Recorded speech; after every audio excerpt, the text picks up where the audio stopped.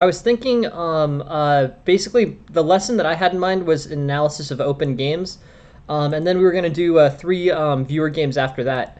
But basically, open games actually has a pretty specific definition in chess. Open games are ones in which e4 and e5 are played. There's other games that have more open characteristics. You can easily transpose into open games out of, the Sicilian or a number of other openings. But actually, open games has a technical definition: e4 and e5. Okay, so with those played, there's a number of different open games that can kind of be played. Knight f3. This will transpose into generally the Ruy Lopez or the Scotch or the Italian game. Knight to c3. This is the Vienna game. The bishop's opening. F4 is the King's Gambit. D4 center counter, and that's pretty much the main open games is white, or white on the second move. So let's take a look at the Knight F3 branch. With Knight F3, most common response by far is Knight to C6, defending this. Knight to F6 is the Petrovs. Those are the two main responses here. Third most common, D6. That's the Philidor. But again, three branches here basically. Knight to C6. This is a King's Pawn opening. Hey, welcome, Haroop. Thank you very much for joining the stream. Thanks for being here. So basically, this is the King's Pawn opening. King's Pawn, King's Pawn, Philidor, Petrov. Three main branches here. I don't think anything else has a name really. I guess F5 is the Latvian Gambit. Queen E7, Gundarum. I didn't know what that's called. No ideas, Kiro. But please send us the game and we'll take a look. I guess I would warm up if you really want an idea of what you could probably do to try to warm up your brain. What you can do is you can do tactical study from now until then. If you're literally 2 hours from the start, you can really get your focus into play by doing a whole bunch of puzzle rush. If you just do puzzle rush from now until from basically now until the tournament starts, Kiro.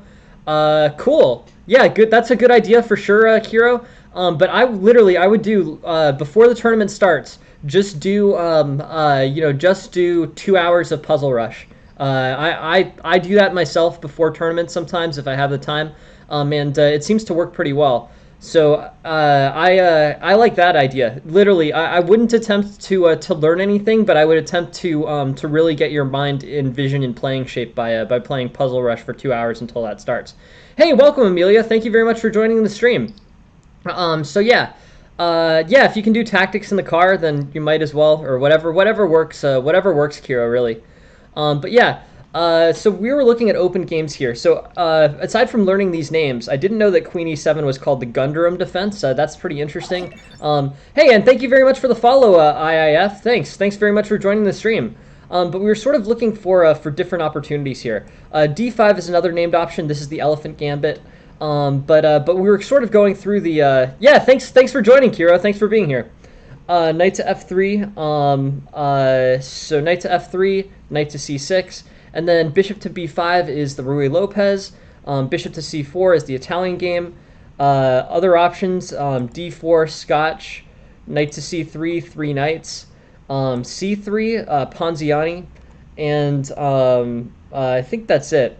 Bishop e2, the Taylor opening. I didn't know that's what that was called. Interesting. So that's I really like the way that chess.com does that. The game review starts at 8:45, Amelia. This is just basically we're going to go over open games. So I wanted to give a kind of high level analysis of the different named openings. But we were just basically looking at the different open games that can be played. Bishop to c4 is the Italian game. There's multiple variations of the Italian game. Here, c3 main line. B4, Evans Gambit. D4, Italian Gambit. Knight to C3, unnamed.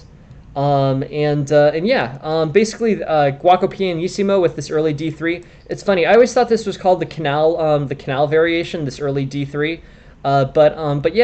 These are interesting. Cool. Yeah. Well, thanks for joining. Thanks for joining, Anch. Appreciate it. Thanks for being here. But yeah, so we were just kind of going over open games. One of the most common characteristics of open games, and again, for anyone who just joined a minute or two late, open games have a very specific technical definition in chess. Open games are games that start e4, e5. They're called open games because you get open lines, and basically, it's a type of game where bishops are worth relatively more than knights. The closed games, have a distinctive characteristic too. And a technical definition of a closed game is a move other than e4 and a move other than e5. So basically that would be a closed game. Here, this e4 and e5, you basically can go, you basically can attack aggressively with your bishops. Bishop to c4 tends to be good placement for the bishop. Bishop to c5 tends to be good placement with the bishop. And you can, come up with the idea. Hey, welcome, Angry. Thank you very much for joining the stream.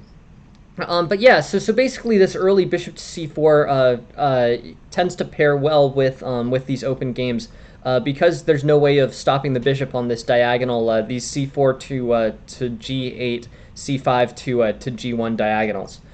Anyways, there's a bunch of different ones. GCT. What is that, Angry? To be completely honest, is that a I don't. Yeah. Sorry. What does GCT stand for? Knight to f3, knight to c6. I'll analyze anything. I didn't have that on the schedule, but yeah, if you're interested in looking at them, I'm happy to look at them. Bishop to b5, a6, bishop to a4, knight to f6, castles. And here we're basically in a Ruy Lopez opening. Characteristics of the Ruy Lopez, basically they're going to have this, strong bishop diagonal, this a2 to g8 diagonal. That should be strong. d3 should be playable. Rook to e1 should be playable. And basically, what we're looking at is kind of the different characteristics, the different things that can be played out of this e4, e5 type structure. Okay. Bishop to c4, these types of openings, basically knight to f6, Berlin defense, knight to c6, I guess isn't named, bishop to c5, boy variation, and d5 I think should also be named. Calabrese counter gambit. These again, it's great the way that these openings are named, but I don't know, cool stuff in my opinion.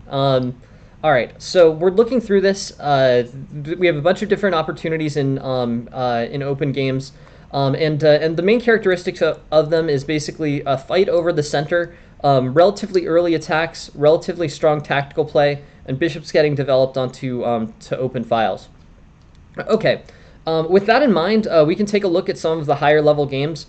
I guess what I'm curious about, we have the opportunity to look at Carlsen versus Carlsen versus Caruana.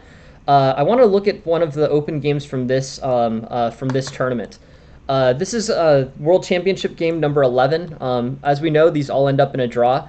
But I wanted to take a look at basically how GMs play high level open games against each other. E4, E5, knight F3, knight F6. This is the Petrovs. Petrovs, knight takes e5, d6, knight to f3, knight takes e4, knight to c3. Knight to c3 immediately challenges the center. We're looking at options here, and basically d4 is the classical attack of the Petrovs. Queen to e2 is the Kozio attack. Knight to c3 is the Nimzowitsch attack. This challenges the knight on e4. Hey, welcome, Sam Sajwani. Thank you very much for joining the stream. So knight to c3 facing off against e4. Knight takes, d takes, bishop to e7, and here we're kind of in Nimzowitsch attack. This opening basically, promises white a kind of lasting, stable advantage. White's going to have open lines on the d1 queen, basically facing off against d8. Bishop to c1 can face off c4 against f7. Bishop to c1 can face off against h6, and h4, can start an early attack on the king side. Anyways, bishop to e3, castles, queen to d2, knight to d7, castles. This open file should be pretty powerful for white against the, against the queen here. These bishops both have open files, And yeah, I mean, basically this is a very good demonstration of an open game. Carlsen playing white, exploiting the open files from his bishops, and basically having the opportunity for an early attack. With this king castle queen side, you can basically push h4, g4, g5, h5, and push aggressively on the king side here. This is an open game basically. So knight f6, bishop to d3, capitalizing on this good long diagonal. And here, I mean, I guess I would say that, this is a world championship game.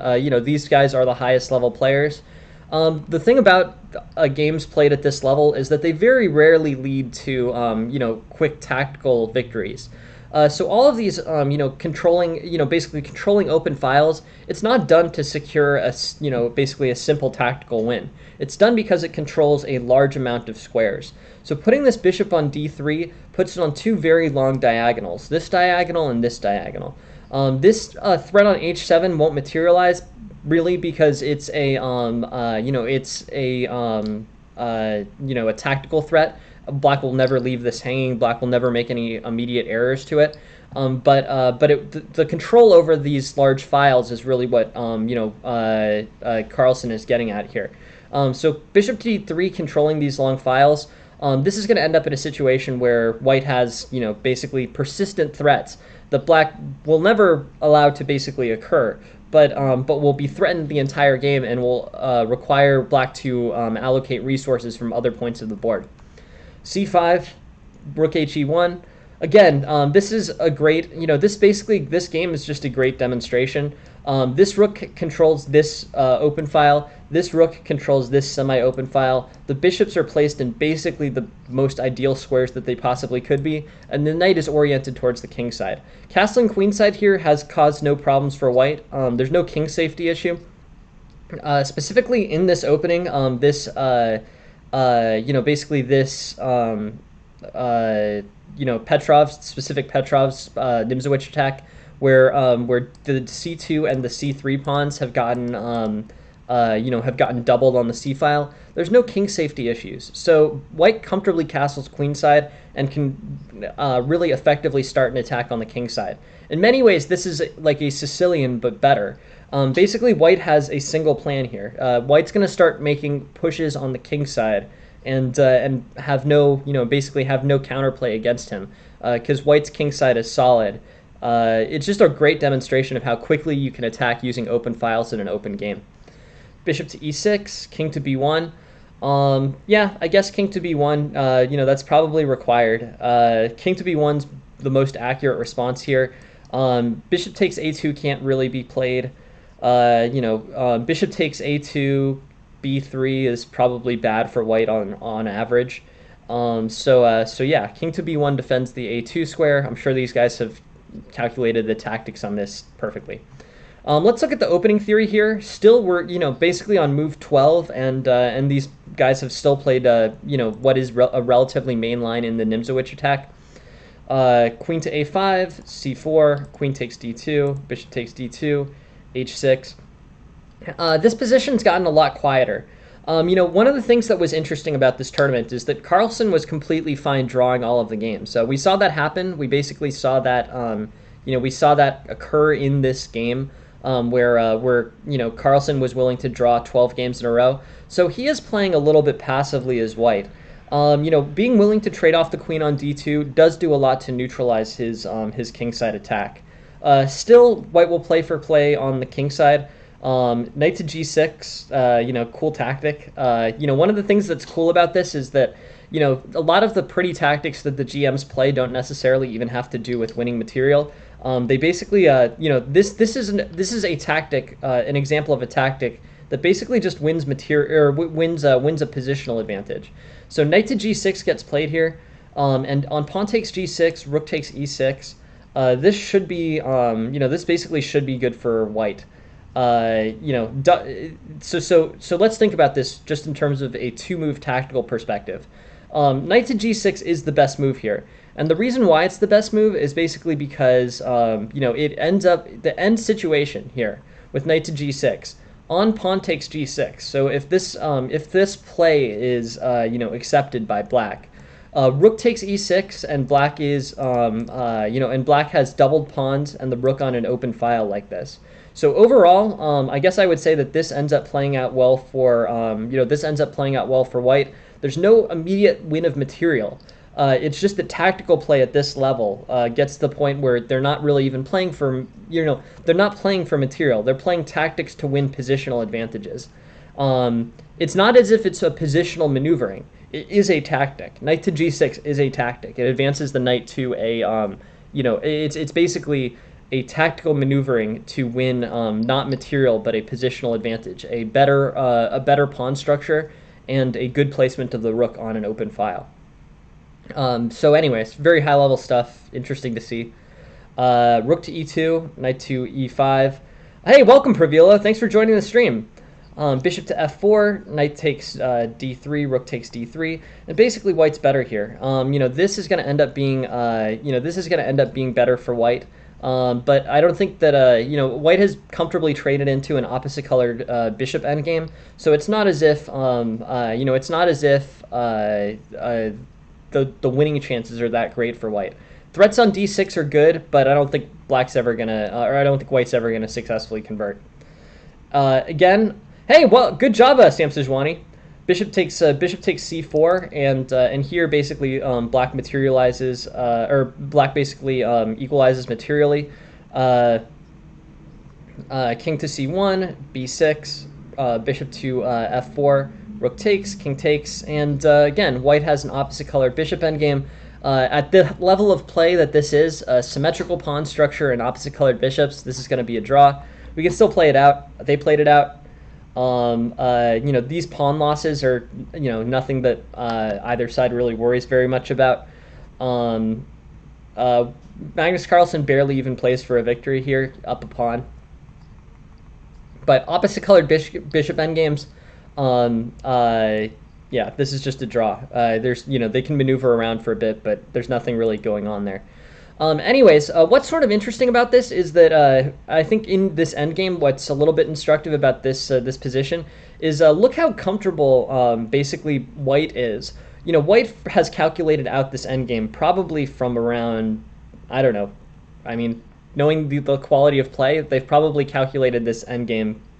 They may have calculated this endgame from the beginning, to be completely honest. But basically, black is not worried about losing a pawn here. Rook to d1, bishop takes c4, but black's not particularly worried about losing the c5 pawn. Black could avoid losing any, or I think black could avoid losing any of these pawns here.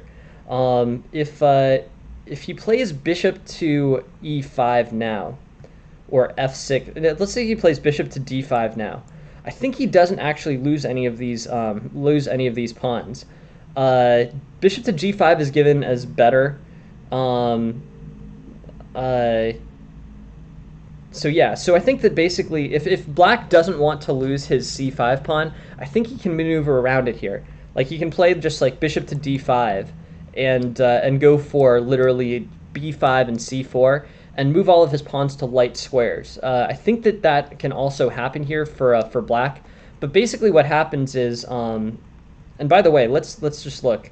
Does the g2 pawn ever hang here? No. But black was very comfortable giving up the c5 pawn, knowing that it would still trade into an opposite colored bishop endgame, and in one where he's down a pawn, but it's still a draw.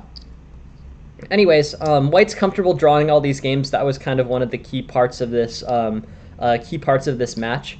But overall, I thought this game was really interesting.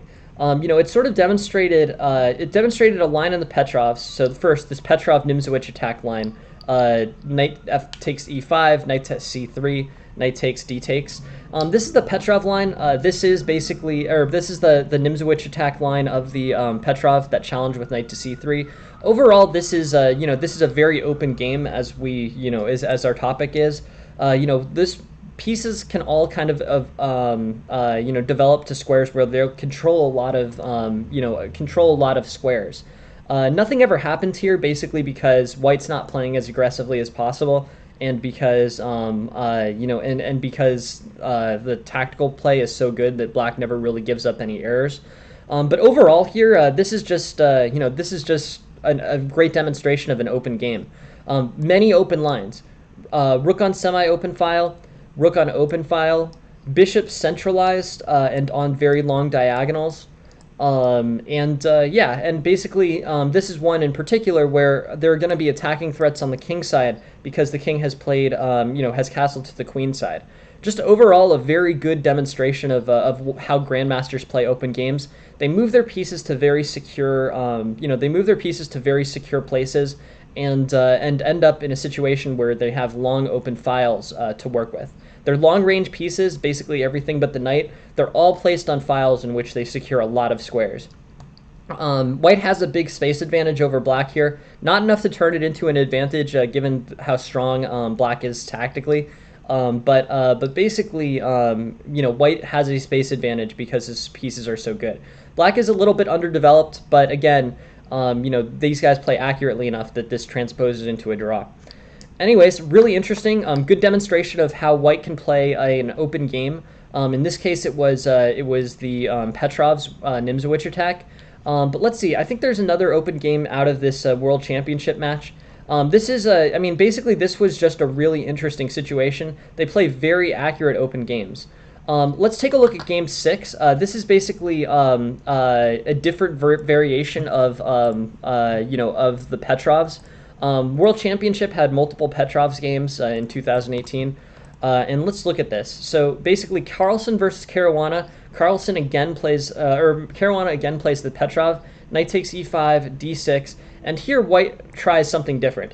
So we saw the Nimzowitsch attack out of the last open game from these GMs against each other. This time we see knight to d3. Knight to d3. So knight to d3, Karklin's Martinovsky variation. Again, super helpful of chess.com to include these names. I definitely didn't know what this was called. But yeah, so knight takes e4 is the main line here. Queen e2, queen e7, and then White has a few different options. There's a split here. So let's look at the engine. The engine goes for knight to c3. This is more Nimzowitsch attack type, where basically you will likely have knight takes c3, d takes c3, and open files for the bishops immediately. But White plays something different here. Again, knight to f4. Okay. So one of the interesting things about this game is basically Carlsen plays some anti-fundamental moves. Knight to d3, knight to f4 is a main line, but it's not one in which you're following general opening principles. This knight has moved a total of I think 4 times already. The thing about it is Black's development hasn't really been much better. Black's moved his pawn to d6, but an anti-fundamental opening because it includes all of these knight moves. Knight to c6, knight to d5, knight to d4 here, knight takes, bishop take, or knight to d5. Let's see the split here. I think there's multiple options.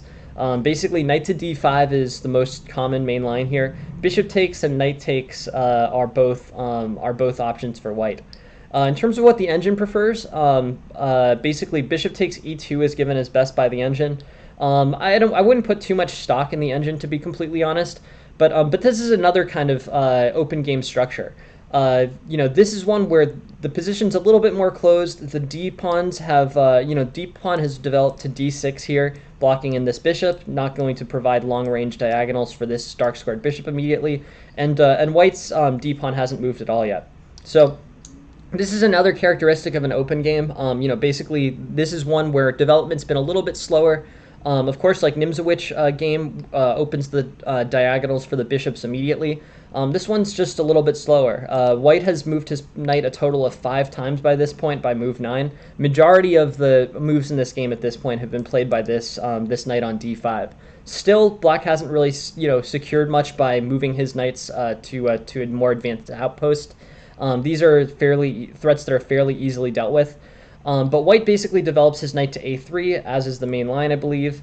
Now the pieces have kind of only developed, basically both sides have only developed the knights. A less fundamentally oriented, opening for both sides. Lots of knight moves. But now, in an open game, the sides are going to start, slowly developing their bishops to good squares. d4 opens up this long diagonal for White.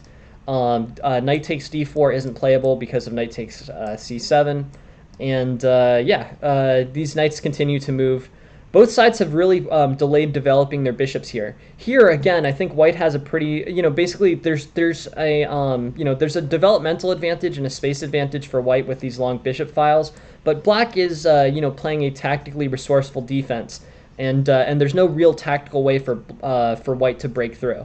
Nothing's misplaced is the most important thing, and things are comfortable. C6, knight to f4, knight to b6, bishop to d3. Basically, the situation is equal. Knight to c2, bishop to d6, knight takes. Now both bishops have an open file, and in open game type fashion, these bishops are relatively strong. In an open game, it's in terms of relative comparison, it goes closed games to open games. But basically, in closed games, knights are the most valuable relative to bishops. Bishops are worth the most relative to knights in open games. Basically, these open files allow long-range moves and good mobility for the bishops. So, in a queen's, basically a queen's pawn game like the semi-Slav, the bishop on c8 is particularly immobile. So that makes the bishops particularly weak relative to knights. Here, with open games and open files, the bishops have great mobility, and as a result, the trades of the bishops for knights are much more, have to be much more carefully analyzed because the bishop is predisposed to have an advantage in an open game. Overall, here again, this is, we know this is a draw, but it again demonstrates kind of the value of bishops in open games. The players trade off their knights. They move their knights around a lot relative to general opening principles, but there's not really much. There's again, they're so tactically strong that nothing really happens.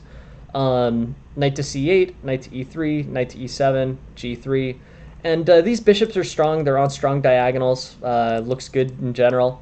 Black challenges the center with c5. But yeah, now it's just sort of a maneuvering middle game. Both sides accept an isolated queen's pawn. Isolated queen's pawns happen. They can lead to more open variations in queen's pawn games. They can also sometimes occur in king's pawn games. Knight to c6, bishop f4. This challenges, and this overall. I guess I would say this looks good for this. This looks generally good for Black. Black can get his knight posted on c3 and make things more difficult. But again, winning chances for either side are pretty limited.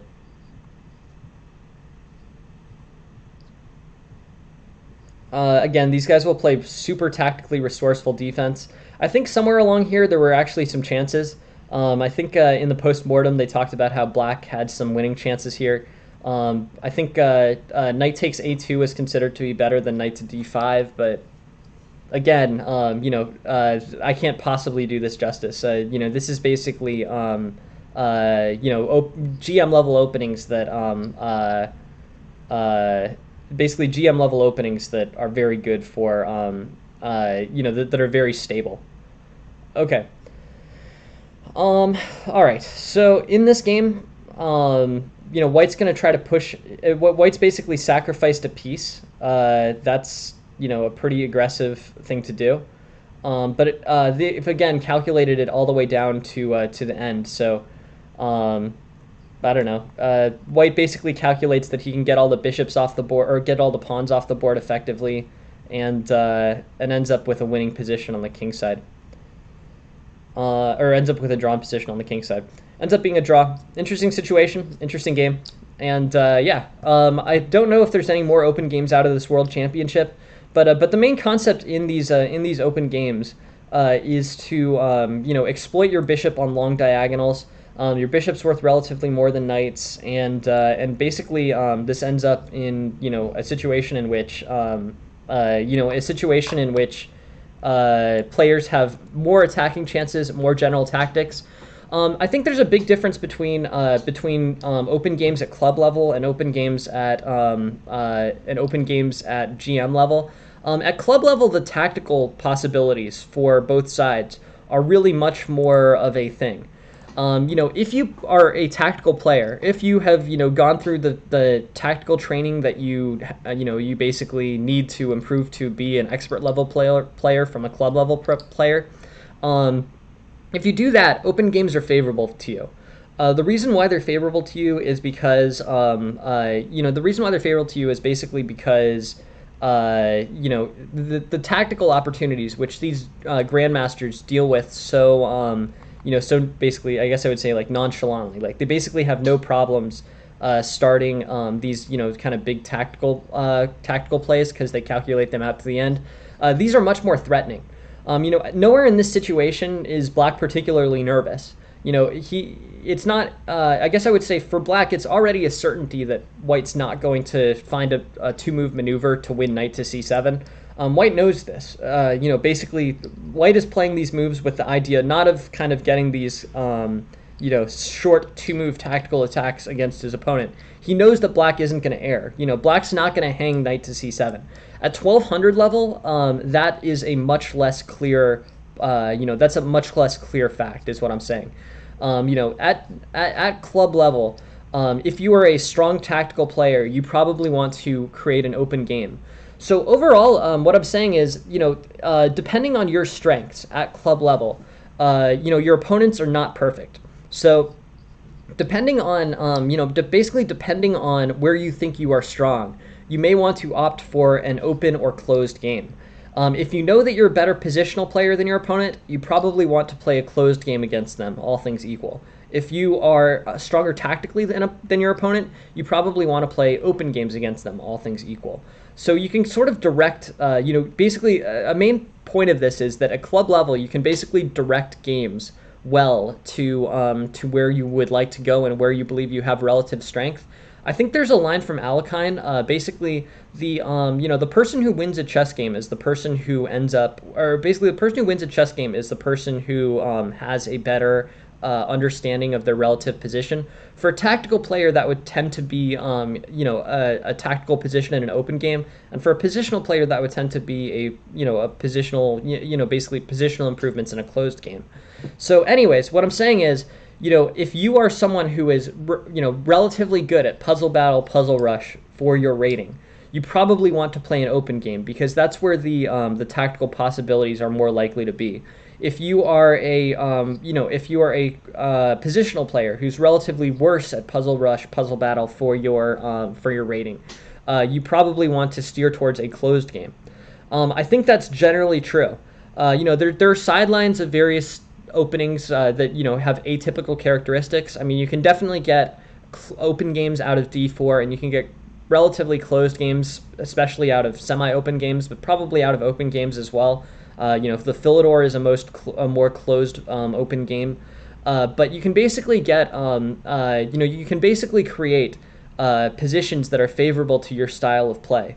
These guys are GMs. They can play all styles of play and not make tactical errors. But at club level, if you know that you are tactically stronger, you probably want to steer towards an open game. If you know your opponent is tactically stronger, you probably want to steer away from an open game. There's a lot to the competitive strategy of this, and I think that that's the way that you can kind of move your ideas forward the most effectively. Anyways, I think that's all pretty interesting, and I guess what I would say there is, don't I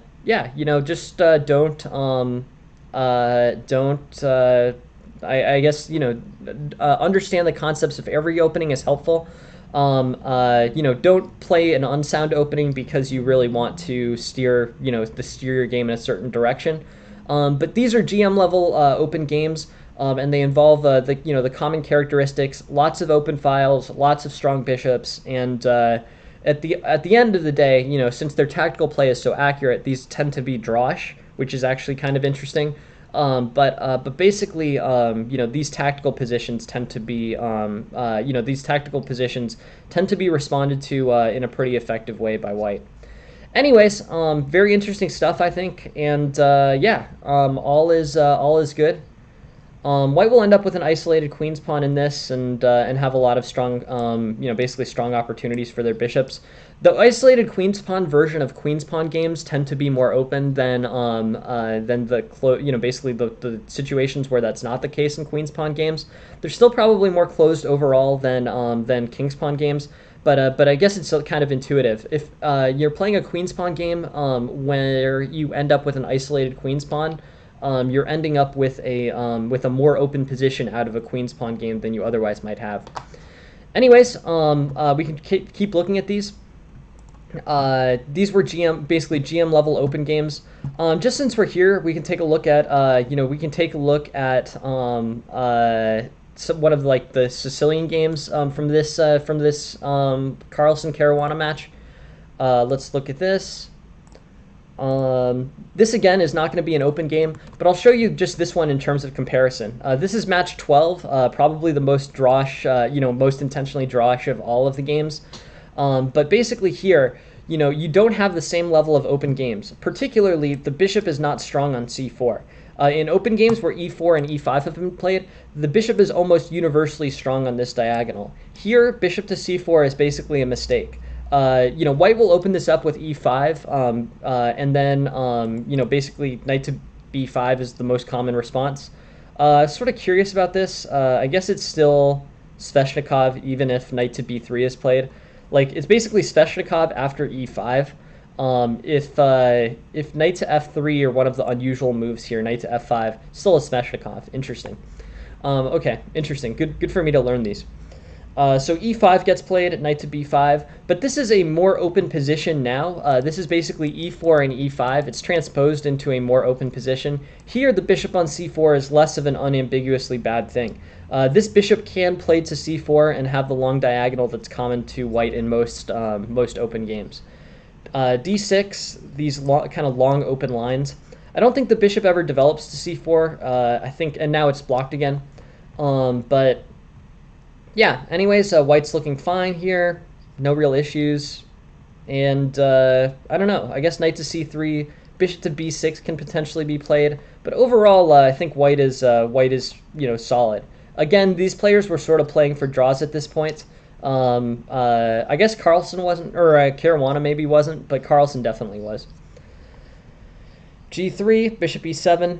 And in terms of improving this position, I don't know. The bishops are relatively strong here. This bishop's on an open file. This bishop's on an open file.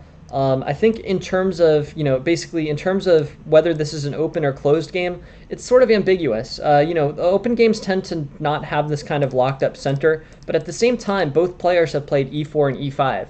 So, technically speaking, this is a semi-open game. Because it went e4 and then a response other than e5, but positionally speaking, is bishop to g2, knight to e4, is that really much better? I don't know.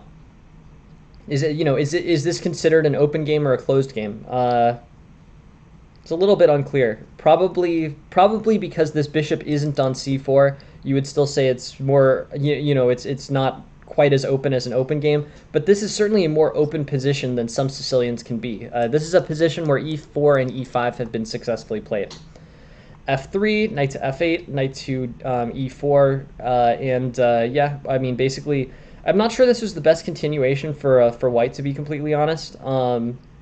This seems to equalize. Here, they give f3 as excellent and bishop to e2 as best. I don't know. Am I that worried about... I guess bishop to e2 develops the bishop. So the bishop definitely doesn't want to be on the g2 to a8 file, right? This file is pretty much permanently blocked off. So the only diagonals that this bishop can get to are this diagonal and potentially this diagonal d1 a4. So it's not as if bishop to g2 adds much value. I guess I would say here bishop to e2 and then threats on h5. The thing about this is that it decreases the number of options for black. Castling's no longer playable for black here or no longer immediately playable for black here because of the threat on h5. Anyways, f3, knight to f8, knight to e4, and basically white's doing fine. This is about equal. White castled. Castling might have been restricted if bishop to e2 had been played instead. But I don't know. This looks. I mean, this. Ultimately, this is fine. Castling's given is better than rook to h2. I don't know. I mean, the level of play here is so high that I do there is reason to question the play of the there is reason to question the play of the engine versus the humans. The humans may be stronger than chess.com's engine here, so using the engine here is not as reliable as it is in games at club level for sure. Okay, so black ends up securing this threat on c4. Another basically long diagonal for this bishop, long diagonal for this bishop, and an idea here maybe to play bishop to d4. I'd have to think about this, whether it's worth trading off this bishop to counter this bishop on f6. When I'm looking at this, it looks good. If I'm looking at this position, basically, I say, okay, well, this bishop on this long diagonal, it's black's good squared bishop. It's on the fianchetto. This is white's bad squared bishop. It's on a file that's blocked off by this knight posted on c5. Is bishop d4 worth the amount of time that it would be played, or that it takes to play it? I don't know. It sort of depends on characteristics, like how aggressively white is pushing for the advantage here. But yeah, that's an idea. Cool. Yeah. Thanks very much. I'll take a look, Anch. Thank you very much for doing some work on the server. I'm happy with any work that you do, Anch. It's always really appreciated. Very nice of you to do helpful things for the server. And yeah, no, you're much better at this stuff than I am. So thank you very much for helping with that. Always appreciated. And thank you for helping move this. Thank you for helping move this forward. So yeah. That's great. Thanks for your help, Anch. It's always really appreciated, and thank you for doing that. Honestly, anything that you can improve, please improve. I have no ego about this stuff. If you can make things better, please make them better. And that goes for anyone, to be completely honest. If you guys see obvious mistakes that I'm making, or you guys see things that you think could be better, these lessons are for you. The goal of this project, I don't really care that much about, thank you, Anch. It's really appreciated. But yeah, I guess what I would say is just anyone, the goal of this project is to make chess lessons free and available to everyone. Like master level chess lessons, they can be free, so they should be free. I don't care that much about, like the whole Twitter, Twitch personality, whatever, that kind of stuff. This is really a project that I'm doing because I have a little bit of extra time, and I actually think that I can do something that has some utility. So we're about to move on to game reviews, Amelia. But the point of this is, if you guys can think of things to make this stream better, I'm more than happy to hear them. I really want to make this stream as good as it can so that we can achieve the end goal of making chess lessons permanently free.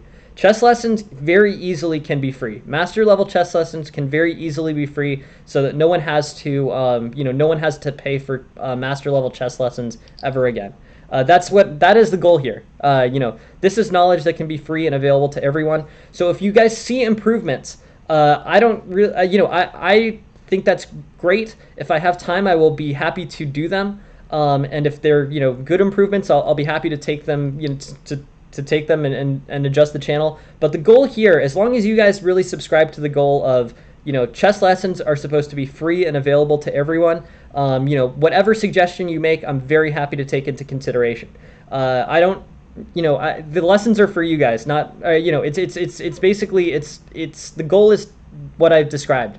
So if you guys see ways I can improve the channel, if you guys see things that I can do better, there's one or two things that I'm not super interested in changing, but other than one or two things I specifically have in mind, please just let me know, and we will and we will do them. So thanks anyway. Thanks everyone for helping, and thank you very much, Anch, for working on the server. Always appreciated. Really, thank you very much for that. Okay. Let's go on to the game reviews. The last Simul was about 12-4. I was thinking, 12-4 was the record there. I want to make the simuls bigger and bigger, basically. I guess I would say the simuls are kind of secondary. I think the simuls are great. I think it's great to be able to give everyone the exposure of playing against a master, and that seems to be a pretty efficient way to do it for as many, for as many people as possible. But I was thinking, if we're gonna do simuls, let's make them really big. Is my point. So at least that way, we can get everyone to be able to play, a master. Again, I'm not a grandmaster. I'm a master. So grandmaster simul. I don't know. Is if you can get one of those, I would definitely take that over mine. But anyways, those they're mostly for fun. The last one was 12-4. And we'll see. Just if anyone else, yeah, and I'm an AGM, right? Exactly. That is my FIDE title, is an AGM. Yeah. Okay, so since we have people here, I wanted to show. We'll move on to the games. We'll move on to the game analysis in a second. But I just wanted to show everyone who doesn't know so far. Let's look at the FIDE title stage. Right. So you've asked a really good question, Amelia. This FIDE titles here, right? You guys, I recommend learning the FIDE title chart. There's a really rare thing that's unusual, and FIDE has never done this before, is that you can actually earn a FIDE master title.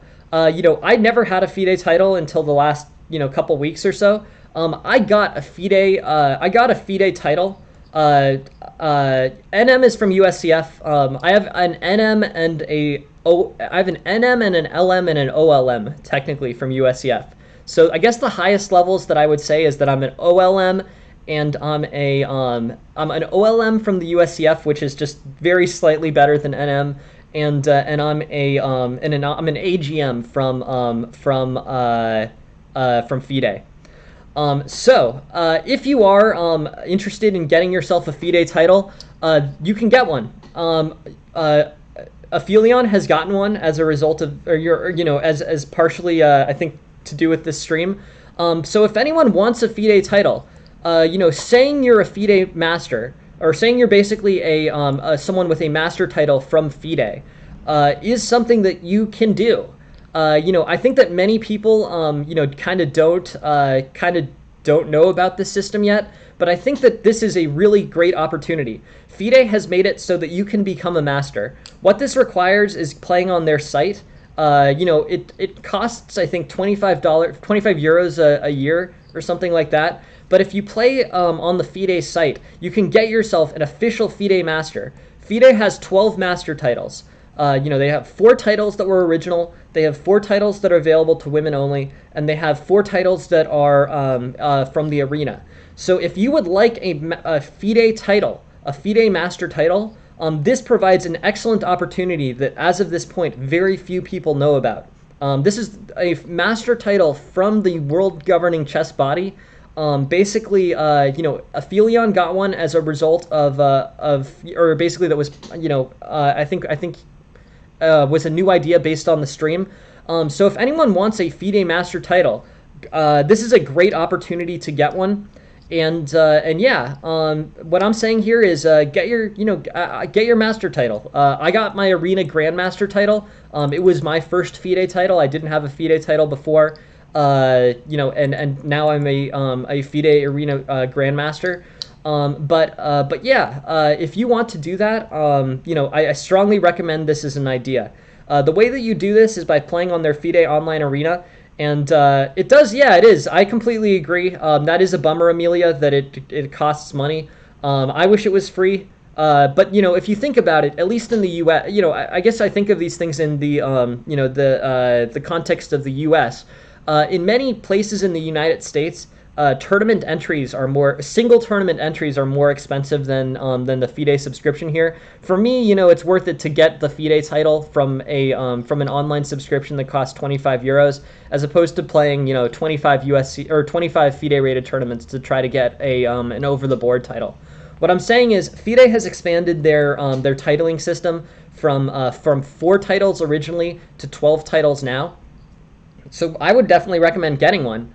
If you want a FIDE title, a FIDE master title, you wouldn't be the first person who's gotten one, after finding out about this one on the stream. What I would say is just get your FIDE title and then tell me about it. And then, I can say, basically people have gotten FIDE titles as a result of this stream. That is a cool thing for me. But more than that, I think it's a cool opportunity for everyone else. FIDE didn't used to do this, but they've been doing it for about the last 5 years, and yet it's a fairly obscure thing. So That's what I'm saying. Get your FIDE title. It's a FIDE master title. AGM, AIM, AFM, ACM. Aphelion is an ACM. I am an AGM. And if you want a FIDE master title, that you can put next to your name on a wall chart, that I think that's a good priority too, Haroop. Title is a bonus, for sure. But what I'm saying is, FIDE, if you want to become a titled FIDE player, there's never been an opportunity to do this before. And I think that people haven't jumped on it because people haven't really talked about it. But I just got mine in the last 2 weeks. Again, I'm super stoked about this. So yeah.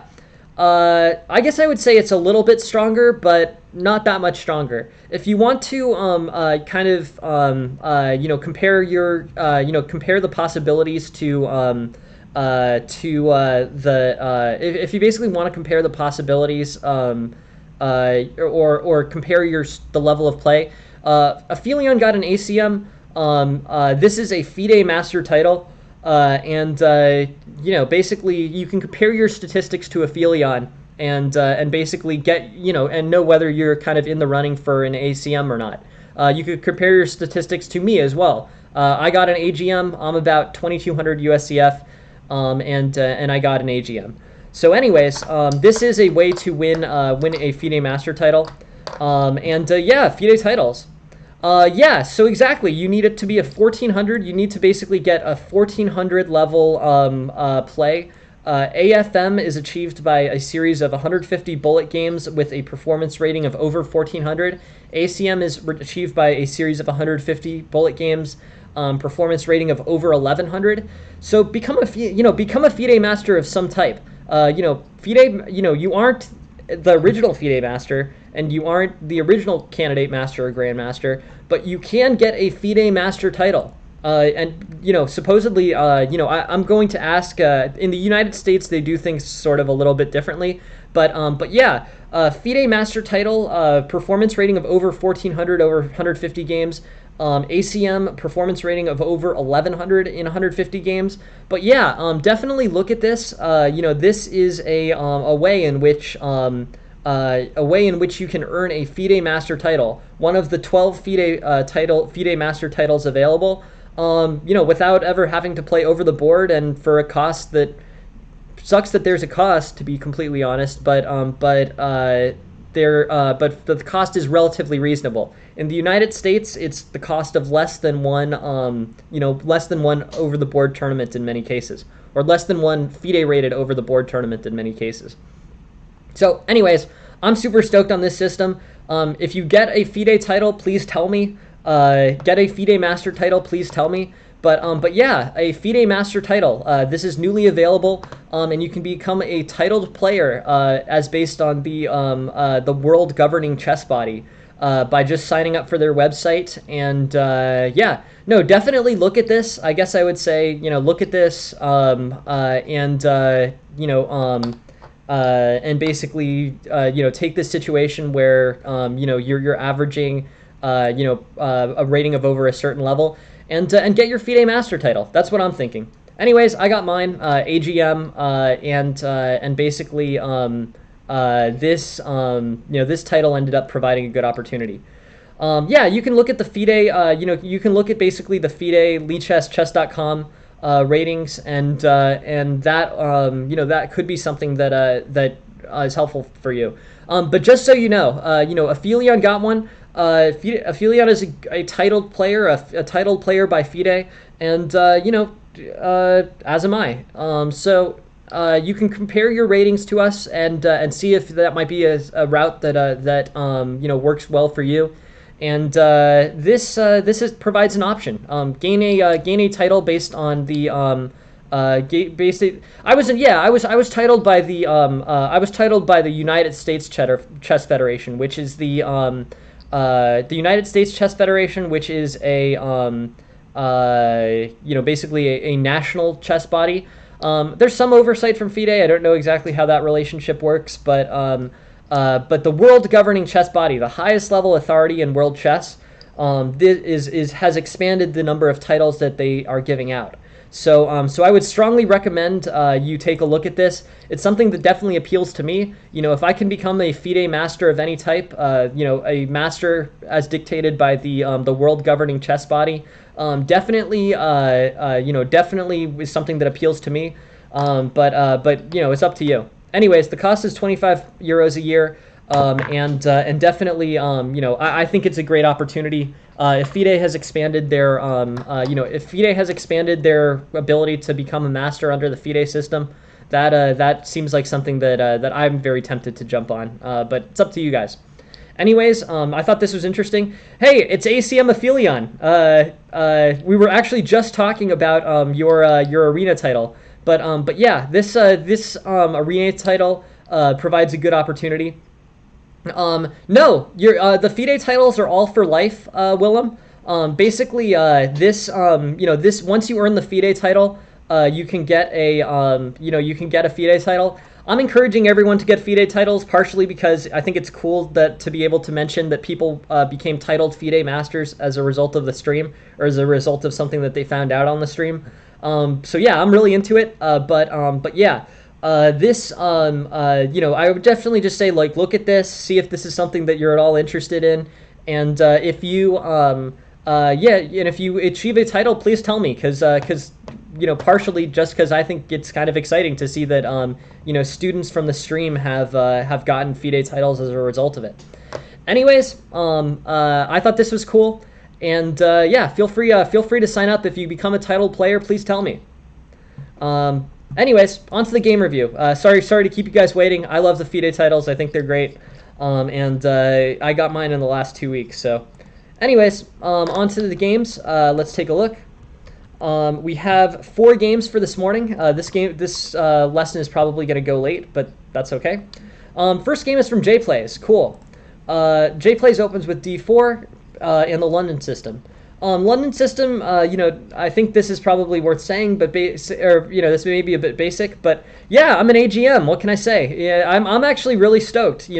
Honestly, people used to work for many years getting their FIDE title, and basically, I'm happy to have secured my first FIDE title, in the last 2 weeks. So the world governing body considers me to be a titled master, and I'll take it. Okay, H5. Okay, basically this bishop to f4, e6 line. Okay, this bishop to f4 on the London system. So this basically, bishop to f4 goes onto a solid diagonal. This is just a very solid opening for white to play. I think objectively speaking, yeah, here, sure. Let's look here. I mean, the one thing about this is this early bishop to f4 is a solid way for white to play. It's sort of the equivalent of playing bishop to c4 in the open games. You're securing your bishop on a strong diagonal where it can't be blocked going forward. Bishop f4 facing b8, good stuff for white. E6, e3, and basically this bishop's on a long diagonal attacking onto b8. Queen e7, and I think white's comfortable here. I think white can come up with very, calm, comfortable development. This might not be the most aggressive way to improve things as white, but I think overall this is going to end up being, a strong situation where white has good development, a healthy pawn structure, and many of the lasting advantages that can come out of a well-played queen's pawn opening. So queen e7, c3. Here I like this structure. This is similar to the semi-Slav structure that I like so much in basically semi-Slav structure that I like so much from Black's perspective. It's a little bit quiet for white. C3 is pretty unchallenging. Basically if white wants to come up with a more aggressive attack, then probably C4 is the move that he should play with the C4 or with the C pawn. C3, knight to F6, knight to F3. Knight to e4, knight to d2, and basically here white's looking good. White's up about a pawn and a half. Just a really, really solid game for white. So, anyways, knight to c6, castle's queenside. Castle and queenside is kind of interesting. Let's just look at the opening. I'm sort of curious about where this diverges from opening theory. I guess queen to e7 is probably the atypical move here. Yeah, Queen e7 is not a great move for black. Basically this would qualify, by the way, as removing um, uh, you know, the so basically, I've come up with a threshold for removing games from your opening repertoire. I've basically said, it's okay to have some surprise attacks. It's basically okay to come up with some ideas it's basically okay to come up with some ideas that are, you know, that don't follow this rule just as a surprise opening variation. H5 here, H5 trying to trap the bishop. That's interesting. Yeah. But what I guess what I would say is, basically, this H5 before E6. So basically, one of the issues here is that this bishop is on this open file, and black should come up with something to respond to it. Playing queen to e7 immediately is I think is an error for black. We were talking about opening repertoires, and basically this queen to e7, is an error based on the criteria that I use. So the criteria that I use is in a game where there's well-established theory, so whatever that means, probably over 100 games. If over 100 games have been played, and the move has been played less than 1% of the time, okay? And also, if relative to best move, it changes the eval by over half a point. So in this case, the difference between the best move and the second best move is 0.72. So that difference there, right? That difference causes this move to be basically required to be removed from the opening repertoire, is what I'm saying. The difference is basically this queen to e7. Yeah, exactly. It's not really adding anything there, right? So this blocking the bishop with this queen, it basically hurts black's development. It changes the eval, right? Exactly, Haroop. That's exactly right. It changes the eval versus the number one move here. The eval is different by about 0.72. Instead of basically, changing, what you want to do is you want to play the most accurate moves according to the engine. But we actually have this very specific criteria, right? Whether or not it's played more than 1% of the time in a situation with well-established theory, this is one of them. And this is not even one of the 1553 games that's been played. And second, if it changes the eval by more than 0.5. So it fails on criteria 1 because there's 1553 games, and of those 0 queen e7 has been played. And it fails on the engine analysis criteria, which is that, versus the best move here, it changes the analysis by over 0.5 against you. So this this is how I think of a good way of coming up with moves to leave in or take out of your opening repertoire. This is definitely one that I would take out. The reasons why it's bad, like Haroop said, it basically blocks in this bishop, makes the bishop and potentially the knight slower to develop. And, getting quick development is very important in the opening. So, a move that hurts development often has bad evals associated with it. So if I was black here, remove this from the opening repertoire. But I like the criteria that we use for removing openings from the opening repertoire. This is one of them. Anyways, c3, knight to f6. Knight to f3, and basically white's going to have healthy development, whereas black's development is going to be stunted as a result of this queen being on e7. Knight gets posted on e4, but white can challenge it pretty easily. Black immediately trades off. And here, basically, white has a big lead in development, an advantage in the center. Overall here, this just wasn't a particularly well-played opening by white. White has moved his knight 3 times so that it could be traded off against a knight that was moved once. Black's lost a lot of tempo here, is my main point. So as a result, white has his queen, knight, and bishop developed, and an extra pawn move in the center, whereas black basically has his queen on e7. That's the only thing that's potentially better for black, and also it's not better for black, I don't think. Okay, so now black's gonna try to catch up in development, but I think that the damage is sort of done here. I mean, basically, white can basically quickly play, developing moves and secure a lasting advantage. Black's going to try to play on the queen side. Black is posting their knights, but basically white is kind of securing a thing. So Yeah, cool. Thank you very much for the tournament setup, Felion. I really appreciate it. Yeah, thank you very much for helping with that. It's appreciated. For everyone who knows, for everyone who may not know yet, we have an arena tournament. It's basically, right after the stream on Monday. It's at 10:02 a.m., I guess. And basically, the thing about this stream on Monday is it's a little bit after the stream ends. I wanted to take a few minutes to to move from streaming to playing the tournament. But yeah, I strongly recommend everyone who's interested playing that arena tournament, and we can all kind of thank Aphelion for hosting the second one of these. Super helpful, super good idea, and thank you very much for help with that, Aphelion. Knight takes c5, queen to d4, knight to e4, and basically white's playing here. Aphelion's working on his AFM title. I think that costs another additional 10 euros. But yeah, definitely, good stuff. Aphelion. If you get over 1400 and you need to play games, we can basically. I'm happy to match you. Any titles that anyone gets as a result of this stream, please let me know. I want to list them on my chess.com club page. It's great for the stream to be able to show people who have gotten titles as master titles as a result of it. So yeah, please let me know. I think it's really cool, but maybe I'm in the minority. Maybe to most people, or I don't know. Anyways, I think it's really cool that you can get a master title from the world governing body like this. But okay.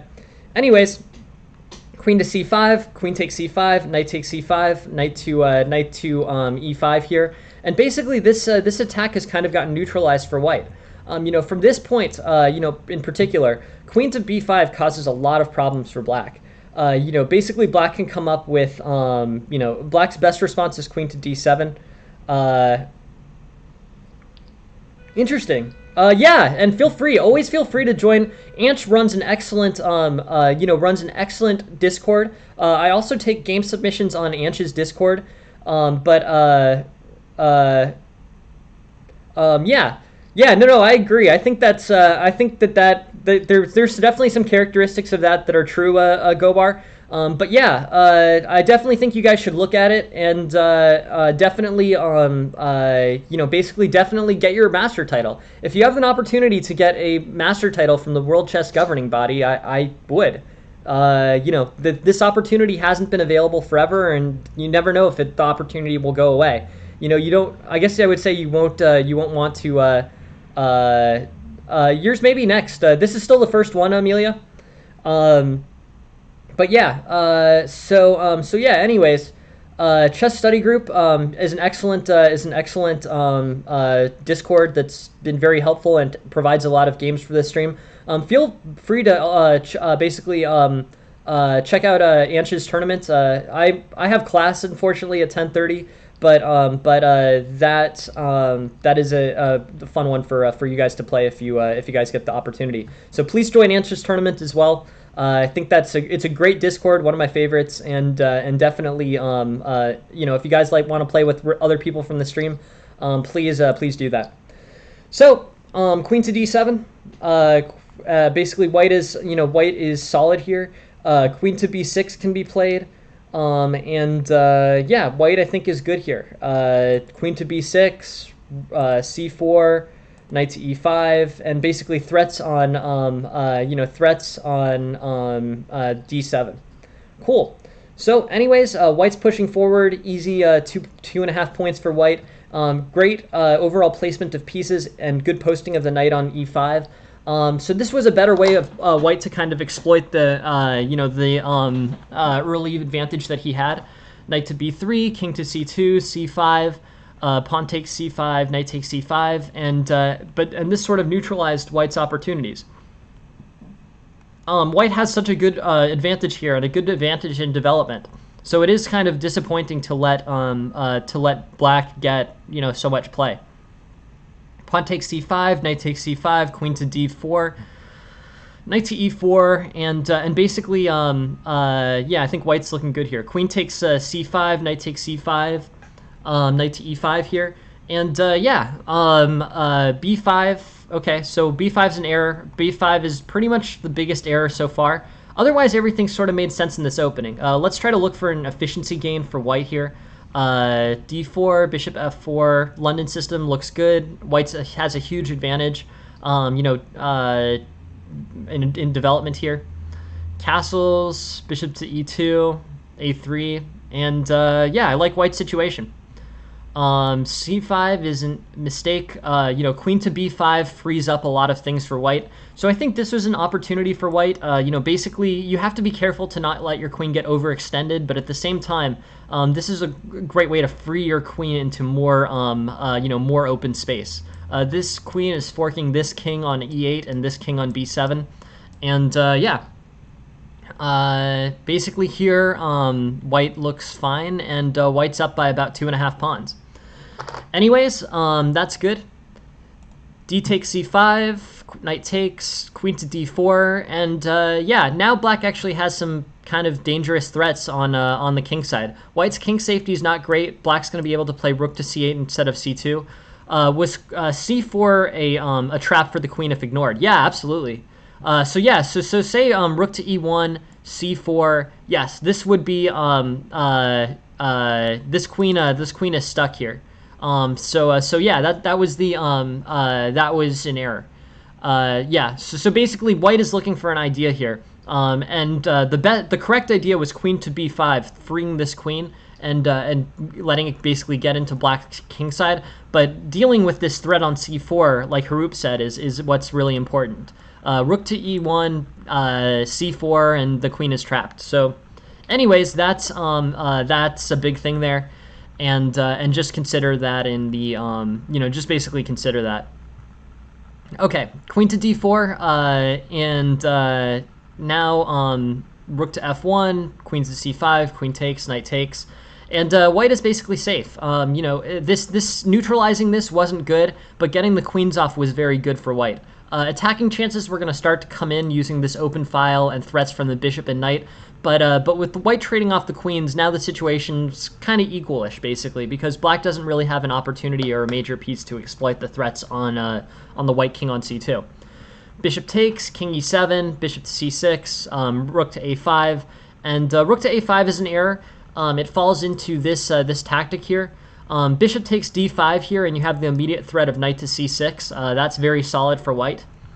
Rook to b1 is rook to b1 is a missed win.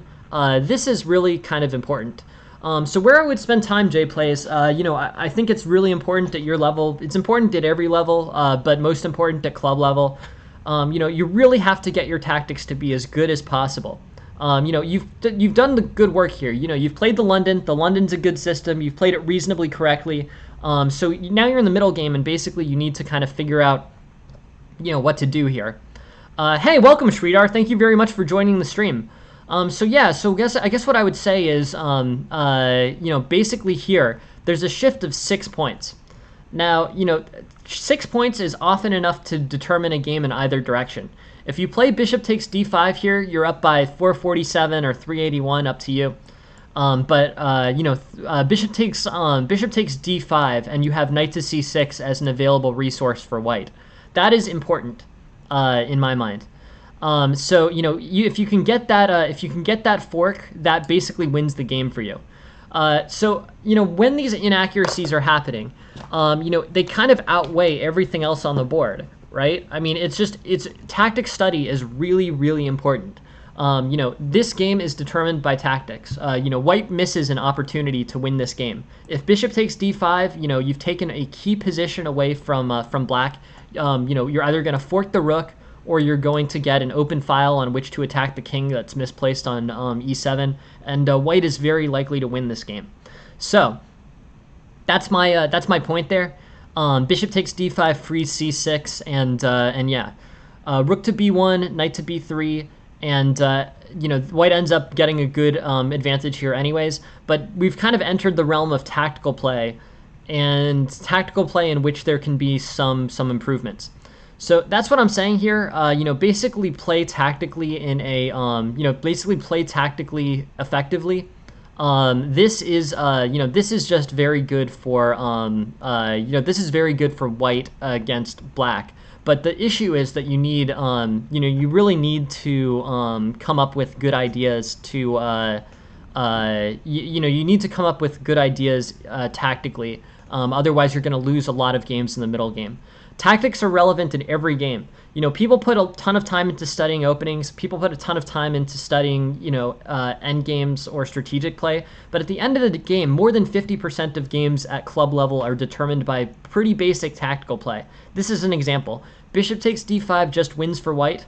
You really need to get to the point with your tactical play where you can just do this. So again, I'll propose my standard thing: 1 to 2 hours of tactical study per day for a month. You will absolutely improve if you do this. You can do it on chess.com, Puzzle Brush, chess.com, Puzzle Battle. And yeah, there's a reason. My girlfriend Jen, she designed all of these emotes. 1 to 2 hours of tactical studies per day. Yes, if you would like to improve, that is how one can do that.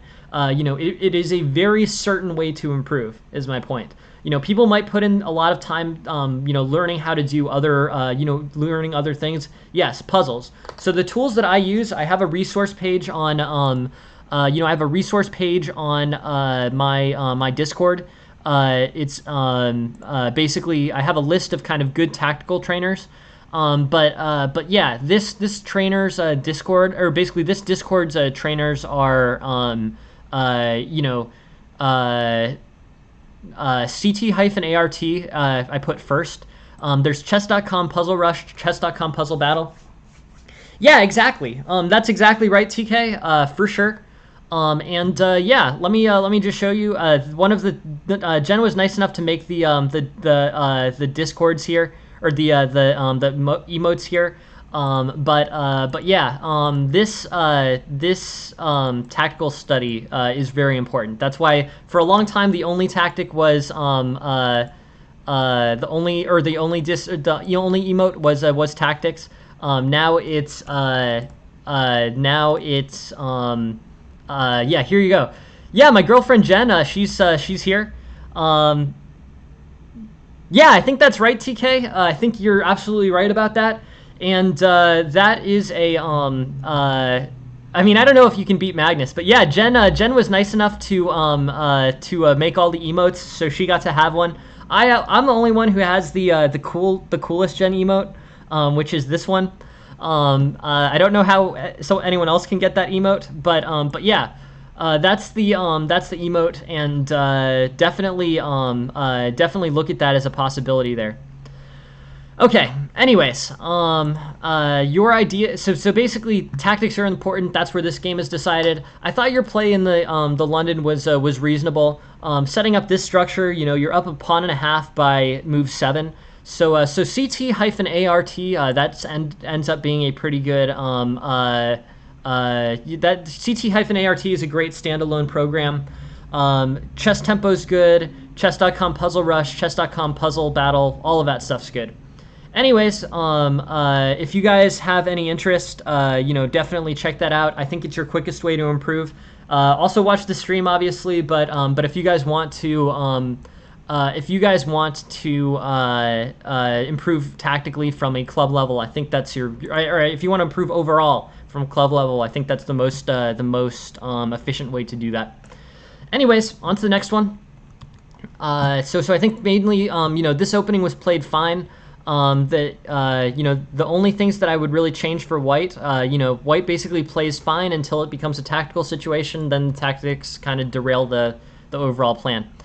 Okay, all right. Thank you very much for waiting. This is a Miski's game, and I will pull this up basically right here.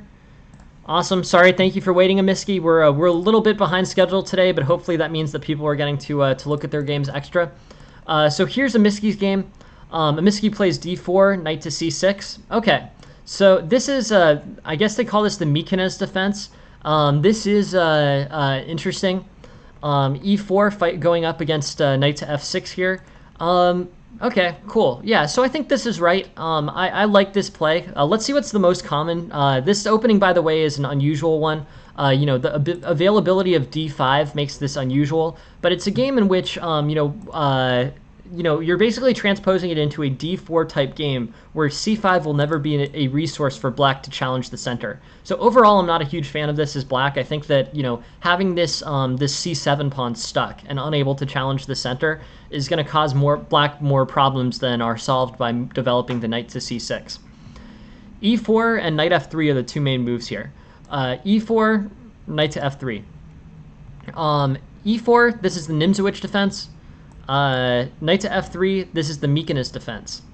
Okay, white plays e4, Nimzowitsch defense, e5, Kennedy variation, cool.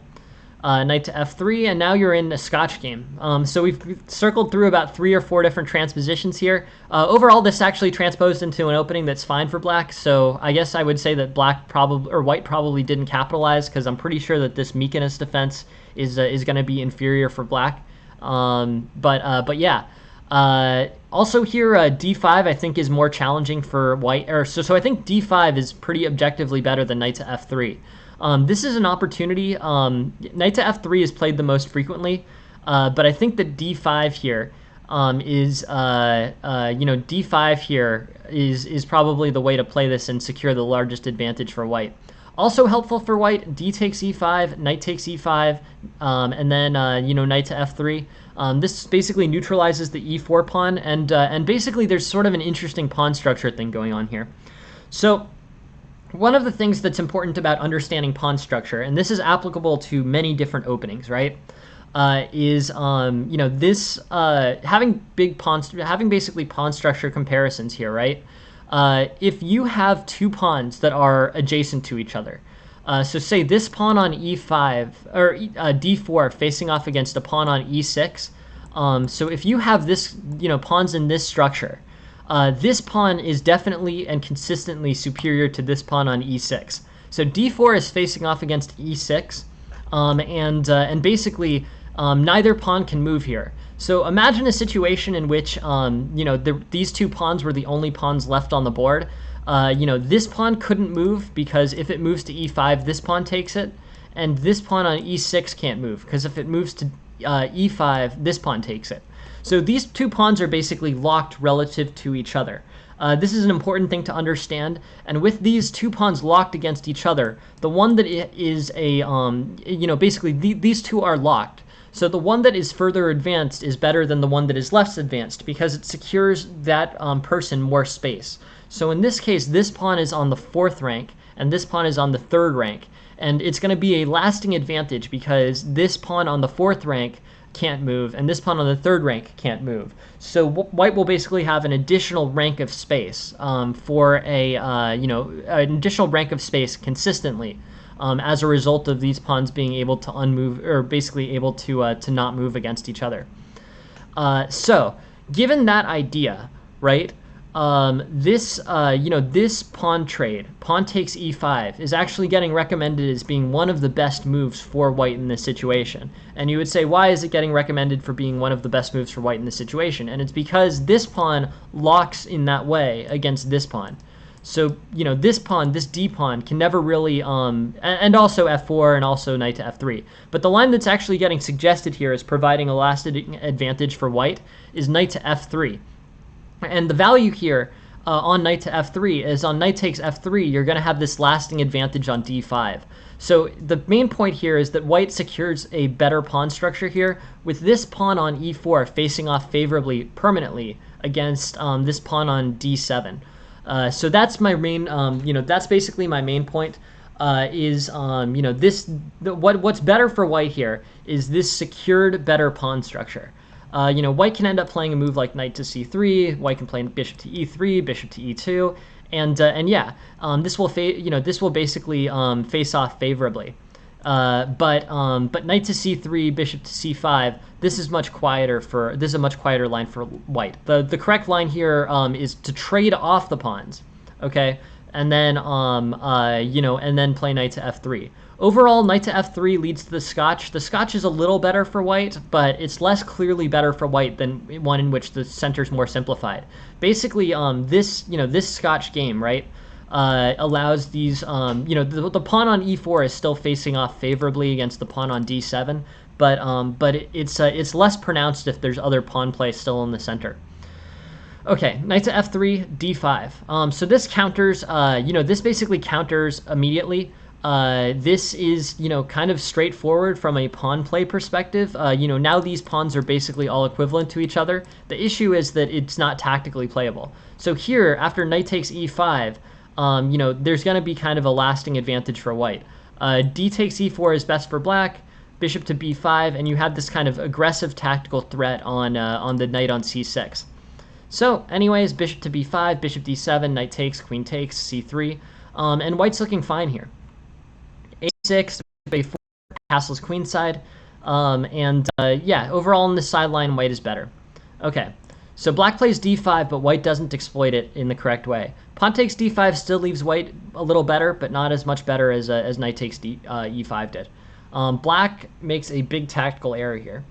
So, correct. Now you're making a double threat. You're threatening to take the bishop, and you're threatening to take the knight, so black's going to lose one of those two. Here, I just think white's much better. We can keep going through this. I'm not sure if black will ever equalize. But yeah, it looks like black successfully equalized. Bishop to g5. Okay. Bishop to f4 is a blunder. This loses a piece relative to other options.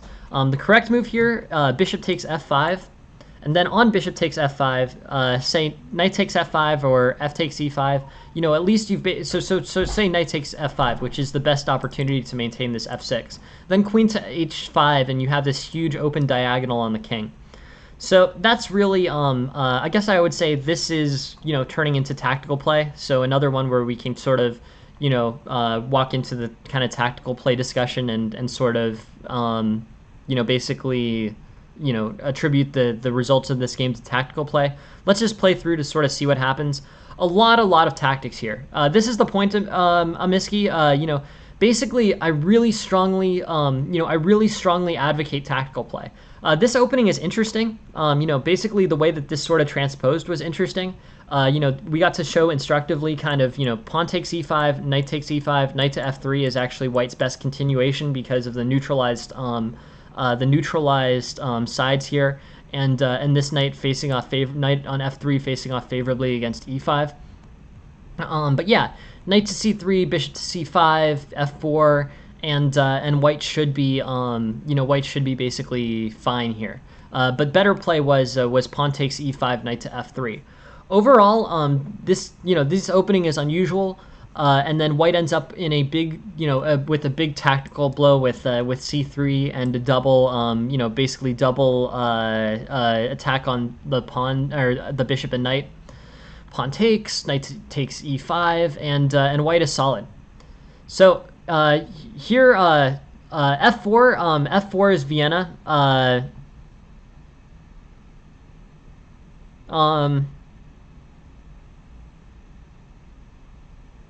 Yeah. So basically, this this ends up transposing into the Scotch game, Haroop. Basically, this e4, e5, pawn takes e5, knight to f3. This is I think better than I think this is better. But yeah, white's just doing fine here. After c3, double attack on c6 and b4, and things are comfortable for white. This turns into tactical play. I think a big mistake here, actually the big mistake was not bishop to g5, although, you have to consider the value of f6 forking this bishop and knight. There's actually a tactical way out of this with bishop takes f5, and then knight takes f5, and then queen to h5. But I think this is really another game that's just going to come down to tactical play. The percentage of games that come down to tactical play is very high here. So that's what I would say. At the level that you're at, tactical study is going to determine your games. As a result, making your tactics as good as possible is something that's going to have very high returns in terms of how much time you spend studying. That's my advice on this. If all of your games are getting determined by tactics, then all of your games should, then it makes complete sense that the place to study and the place to spend time improving is on your tactical play. So overall, thank you very much for sending the game of Miski. This is a very, this was a very interesting situation. Basically, an interesting opening demonstration and some good fundamentals in terms of why, why pawn takes e5 is better than why pawn takes e5, knight to f3, and having the better opposing pawns is better than not here. But that's my advice here. This game again determined by tactics. Tactics study is not something I can really help you with. That's study that you have to do on your own, and that's your best path forward, I think. So, anyways, thank you very much for sending the game of Miski. I appreciate it. And yeah, let's look at the next one. All right, next game is Aqua Sama's game. Take a look. This one is I think 2 experts. And let's take a look at this game. Okay, cool. But thank you very much for sending the game of Miski. I really appreciate it. E4, knight f3, knight c6. Okay, Ruy Lopez, standard stuff. A6, bishop a4, knight to f6. By the way, there's basically two responses to the Ruy Lopez here, or maybe 3. But the most common by far, knight to f6 and d6 here. Knight to f6, castles, bishop e7, rook to e1. And this is the Morphy defense, closed. Basically, there's no, there's no d6 getting played. There's no b5 getting played. Basically, White's playing for this immediate response with rook to e1. This is these are very heavily booked lines, and I'm sort of curious to see, basically how far into this you guys follow theory. But you're still very much in theory here. At this situation, there's still about 24,000, 26,000. Games basically played. Here's a breaking point for black. Knight to a5 is playable for black here, as is knight to b8. The point of both of these moves in this opening is to be able to play c5 and challenge successfully in the center. That's what this is about. White's going to have a lot of opportunities to play d4. And if black wants to prevent d4 or counter d4 as efficiently as possible, he wants to have c5 having been played. So moving the bishop out to knight, or moving the knight out to a5 or knight to b8, those are by far the 2 most common here. Knight to a5, bishop to c2, c5, and now, black's countering white pretty successfully in the center. d4 doesn't look as appealing, but it's still the main line. So d4, queen to c7, and now you have this lasting tension. This is a good, this is a good structure for white. This is a structure where basically where white has a full center control, and basically white does well. Both sides do well by maintaining the tension here. This is pretty common. Knight to b3, rook to b8, knight to b2. The real difference here from the main line is here c takes d4 is the main line. Instead, rook to b8 is played. So overall, in terms of eval difference, c takes d4, the main line, looks like it's about, I don't know, somewhere between 0.34 and 0.43 ahead, sure. Rook to b8, I think, is much more passive. Rook to b8 and 1.2 difference here. So this actually might qualify as, this one that puts white ahead. I think this is going to qualify for our screening threshold. This is played in 7 games out of 5,000, so less than 1%. And the difference here, after rook to b8, is I think almost 0.5. So this is the 1% difference, 1% versus basically 1% versus and a 0.5 eval change. That's important. And yeah, cool. Knight to f1, rook to d8, bishop to g5, b4, and basically white's looking solid. Knight to e3 could be good. A lot of plays for white, could be good here. Knight to e3, knight to f5 potentially. Maybe after g4 is played, he plays knight to g5. But white has a solid position. White can expand in the center. We're gonna watch kind of white play this out. Overall, solid play, makes sense. I like the way that white plays this. Okay, knight to c6 is an error. Knight to d5 is going to cause a lot of problems. Basically, knight to d5 here, and the best play is knight takes d5, pawn takes d5, f6, d takes c6, I think. D takes c6, and then f takes g5, and white ends up with a connected passed pawn. This is a big advantage for white. I really like this pawn on c6. It's gonna be very difficult for black to successfully dislodge this. So yeah, d5 facing off against c6. Things look good for white. Anyways, interesting, interesting continuation. Bishop takes f6, I think, is an error here. I think getting this immediate threat and ending up in a situation where you have connected passed pawns is your best play as white. Knight takes d5, pawn takes d5. And then white has options to try to threaten here, but either way, white's gonna the options here do not include moving this knight. So say knight to a5 here. D takes e5, d takes e5, and then bishop takes e7, queen takes e7, and white is really doing very well in the center.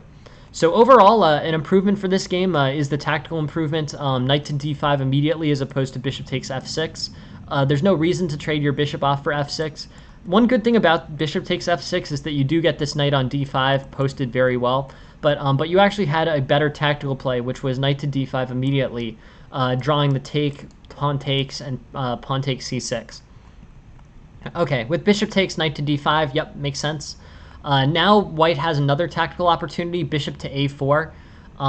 Knight takes f6 is fine though. Basically they're two different structures here. With bishop to a4, white makes the play about the queen side. With knight takes f6, white makes the play about the king side. Here, white's going to have good attacking chances on the king side. The suggested play here is still bishop to a4, but thematically you can play knight to h4 and really aim to attack this very open black king side.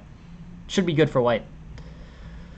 We're into tactical play. It's sort of how well white can exploit this open king side. I would recommend moves like rook to b3 here and then rook to g3. That looks like a good idea. Queen to a5 now basically gets an aggressive play on the queen side. The engine really wants to shift gears to queenside play here. Maybe we can review once more and take a look more in depth at that. But basically a lot of the play was on the king side here. Okay, and this sort of slipped away from white. So after the material gets traded off, basically you enter into a situation in which, the situation's a lot more equalized. The real error here was in giving up f5. F5 is a very effective pawn here, actually.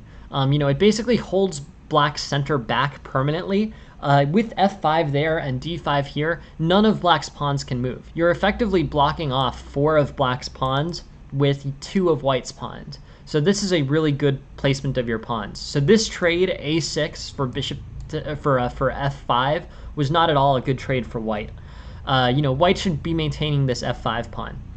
You can get attacks going. Queen to a5 threatens this rook on d8 and this pawn on a6. This is better for white. Queen to e2 and basically losing this f5 pawn for that a6 pawn. This overall was just a bad general trade. You didn't want to do that as white. Probably the biggest error that I've seen in this game so far, to be completely honest. It's been an interesting game. A lot of the thematic attacks have made sense, but I think that's a pretty serious error. Okay, another big error on bishop takes f5, queen f3. F3, pawn takes g3, so h takes g3, f takes g3, and then queen to h6. Interesting. So queen to h5 is best for white. F takes g3, and this is going to be pretty tricky. King takes g3, queen to f4, and yeah, these black pieces are really effectively attacking the white king here. A very double-edged position. I mean, white's a move or two away from mate himself, but overall here, this looks good for black. Okay, let's go through this. E4, and then the defense of e4. I thought all of this was fine. This basically played out, like a correct, a correctly played book Ruy Lopez. The deviation comes for black on b8, so you've played opening theory perfectly. This all makes sense. White's got a small advantage out of a main line. Better tactically was knight to d5. This is the first improvement. Knight to d5 leads to a better tactic there. This ends up being interesting and not bad for white. White ends up with an open queen or open king side for attack. So that's always a positive. Double isolated f pawns. Rook takes, queen to f8, d5, knight to e7, and basically here white's just pushing on the king side, as I think is a good plan. Rook to b3 I like. Queen to a5 probably makes the most direct threats, but I actually like rook to b3. Rook to b3 and threatening to continue the attack on the king side. You've sort of committed to it now. You know that whole move, all that movement of the knight and bishops from d5 to f6. That all sort of led to a kingside attack. So rook to b3 provides a good play that is thematic. Okay, knight to f5, not as good as rook to b3. Knight to f5 sort of neutralizes your attack, not completely, because you're still gonna have rook to b3 and rook to g3. But I think what it sort of illustrates is a general point in the basically this illustrates a general point in the kingside. Or basically in chess, which is if you're attacking, you want to keep pieces on the board because you need to have pieces to attack your opponent with. If you're getting attacked, you want to trade pieces off the board because you are eliminating pieces that your opponent is attacking you with. That's a big fundamental principle. It's not universally true, but like all things in chess, it's not universally true. But situationally, that generally tends to be correct. So knight to f5, basically trading off this knight. This is not particularly helpful to white. You've committed to attacking on the king side by working hard to double these f pawns. So rook to b3, getting your pieces aggressively attacking on the king side. That's going to be your most helpful option here. Okay, knight takes. White is still fine, but yeah. And then the second large positional error here, I think, is in allowing the trade of the pawn on f5. So there's two real errors here in this game. Two errors that I think are notable. The first is early in this game. And it's not playing knight to d5 here, which was a better tactical play, which would leave black with a much more challenged position. This position ended up playing up fine, so that didn't end up with much of an issue there. But yeah, white's fine in this case. This is also an error. Knight to f5, keep your pieces on the board. You're trying to successfully, you're basically trying to successfully exert an attack. So rook to b3 and rook to g3, and white has his best chances here. And then the third error, I think another kind of big error in this game was allowing this trade of a6 to f5. For fundamental reasons, having these two pawns, blocking all four of black's pawn movements in the center, these pawns are relatively, basically they're relatively more valuable than black's pawns. You're using two pawns to defend against, 4 pawns by black. These attacking forces are basically equal. So it's an error to trade them off. This pawn on a6 isn't really doing much for black. So overall, maintaining this f5 pawn would be better for white. Trading the f5 pawn for a6, not a good choice because now these pawns are all free. That's not a good place. Technically, this pawn is doubled, but these two pawns together block off 4 pawns for black. So they're relatively strong here, and you want to keep them on the board. This basically, when assessing this position, this isolated rook pawn is undoubled, but this doubled bishop pawn is way stronger than this undoubled rook pawn. Just so we know. So the trading off of this pawn for that pawn is not a good trade for white. This pawn is doing a lot of useful things here, even though it is technically a doubled pawn. So those are the 3 changes that I would make in this game for white. Overall, honestly, this game was not extremely accurate. Those are 3 big improvements, and I think this is again very tactical. But those are the conceptual ideas there. There's some tactical play, and then there's the positional understanding required to recognize that f5 is stronger than a6, and I think those are really helpful to understand. So, anyways, thank you very much for sending the game, Aqua. And in terms of improvements, they were those 3 things. They were basically the tactical improvement with the knight to d5. The trading off of the knight while you were attacking, you instead wanted to bring more material onto the attack and not trade material off. And then the third one, which was trading your valuable pawn on f5 for black's not valuable pawn on a6. So yeah, so that, I think those are good concepts. 2 positional and 1 tactical.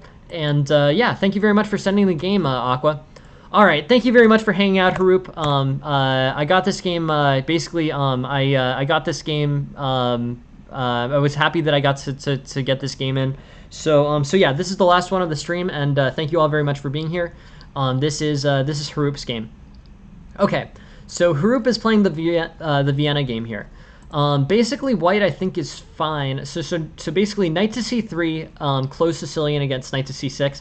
Yeah, thank you so much for sending it, Haroop. I appreciate it, and yeah, let's take a look and give this a good analysis. Knight to c6. With this closed Sicilian structure, f4 is one of the playable moves here. Basically, the playable moves here are knight f3, g3, f4, bishop to b5, knight ge2. Just since I'm curious and because I think it might be instructional, let's look at what the names of all of these are. So this is the tradition. This at this point is the traditional closed line. Yeah, no, I'm really trying to. I really appreciate you guys. Sending in all the materials. So I want to give this this stuff. The thing that people don't understand about this stream, or one of the things people don't understand, is that I learn a lot from this stream. In fact, let's teach myself something on this stream right now. There's 5 lines for white. Knight to f3, g3, f4, bishop to b5, and knight to e2. These are all out of the Sicilian defense closed lines, and I don't know the names. I know the name of f4. This is a Grand Prix attack. But other than f4, I don't actually know the names of any of these. So let's learn what they are. Knight to f3, okay, that doesn't have a specified name yet. g3 is the closed fianchetto variation. Okay, that's pretty intuitive. f4, Grand Prix attack. Bishop to b5. I think this will transpose into a named thing. Knight to d4. All right, I guess this is a traditional. Line too. And then knight ge2, which is the chameleon variation. So we have 3 different openings here that are named. Of those, I knew what one of the 5 was, but now I know what 3 of the 5 are. So I got to learn something from that little trick right there. This g3 fianchetto variation, f4 Grand Prix attack, knight ge2 chameleon variation. I did not know what 2 of those 3 were, but now I know. So this is really helpful stream for me to know the names of these the openings. You guys get to learn what these things are much earlier in your chess improvement route than I did. But it's good to get to catch up a little bit now and learn what things are going on. Okay, so in this game, f4 is played. This is the Grand Prix attack. Grand Prix attack is fine. One of the interesting characteristics about the Grand Prix attack. This Grand Prix attack involves bishop to c4 more frequently than Sicilians, and especially Sicilians in which e5 has not yet been played for black. One of the things that makes bishop to c4 slightly more playable in the Grand Prix attack Sicilian lines is that white will have this f5 resource to break open the c4 to f7 diagonal. That is basically basically that provides a good resource to improve that light squared diagonal for that bishop. So here, b6, bishop to b5, bishop to b7, knight to f3. White is just comfortable here, I guess I would say. In terms of improving this situation for white, rook to c8. Rook to c8 does play for this line. Let's look at this. So after f4, b6. b6, by the way, is not the most common line for black. b6 probably would get flagged for removal under that. Actually, no, I guess it's not that much worse, basically, in book. But yeah. f4 gains some kingside space, and if white castling, he might get rook f3. Yeah, absolutely. Yeah, totally. White ends up with a lot of attacks involving f5 here. Sometimes in positions with bishops to c4 having been played, and sometimes without positions with bishop to c4 having been played. But f5 is a lasting resource in the Grand Prix attack, in which white is basically pairing an advance in the center with the bishop here, trying to open up a strong diagonal for white. That's the main point there. And yeah, b6 is a little bit of a quiet response for black, but overall, I think this is pretty solid, and white is developing here pretty successfully. So, anyways, knight to f3, castles, cool. Yeah, I think white's got some good. I basically think white has pretty good options in this variation. b6 was a very quiet play for black, not necessarily that bad as determined by the engine, but quiet and unchallenging for white. White can just develop naturally. Rook to c8 looks fine. Knight to d4 was getting proposed. Basically, one of the things in the Grand Prix attack is that knight to d4 can often be a resource for black there. It gives white tough options. Here knight takes d4 really isn't that great. In this line, that I guess I would say knight takes d4, pawn takes d4, and this ends up being better for black. Knight to d4 causes a lot of problems for white. The knight gets stuck after e6. So when this knight plays to d4, black plays this knowing that the knight can't take on d4, because in that case, this e4 pawn would get hung, or the knight would get hung if knight to d5 is tried to play or to try to avoid e4. So yeah, we're in the Grand Prix attack. Rook to c8, castles, good stuff. White is fine. Bishop to d6, cool. And yeah, here's the first improvement, kind of thematic improvement for white here. f5 is given as better than e5 here. The issue with e5 is basically that it can be undermined too easily for black. Here black plays bishop to b8, and then he has moves like d6 like almost immediately. Black can basically break up this big center for white, and then white will end up with overextended pawns. f5 is more complicated. With f5, you're basically preparing, you're beginning the attack. e5 is an attack on this bishop, but in terms of longer term attacks here, this is pretty superficial. f5 is no longer playable as a resource, and this e5 pawn is undermined with d6 or f6 relatively easily. I think better here f5. And with f5 having been played, there's basically ideas pawn takes f5, pawn takes f5, and So I guess that's right. If you play f4 or e5 in the context of playing g4 and f5, yeah, absolutely. And the thing about that, Haroop, is that's definitely a thematic play in this Grand Prix Sicilian. Often g4 h4 is a good way of white to play in the Grand Prix. So yeah, definitely a plan, definitely an idea. But given that you're interested in making this aggressive attack, the most aggressive attacking move is not e5 here. Actually, it's f5.